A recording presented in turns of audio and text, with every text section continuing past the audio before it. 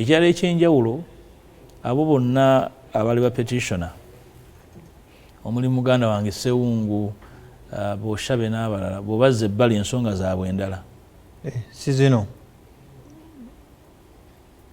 bakyaze wano bazikuwe bajja kuwa zibajja okuwa eza TV ku kabalaza boogera nsonga ndala naye ndowooza be balya mmere. Ekyokubiri, singa Mwami Ssekikubo yali ayagala nnyo okulwanyisa obulyake singa tutuuse wala. Kikitegeeza tayagala?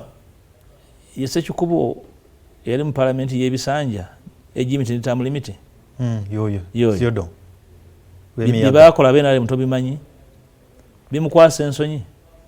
Singa Ssekikubo ne banne tebalya nguzi ne balya ssente ne bajjako egimiti ne term limit singa tuli wano ng'eggwanga.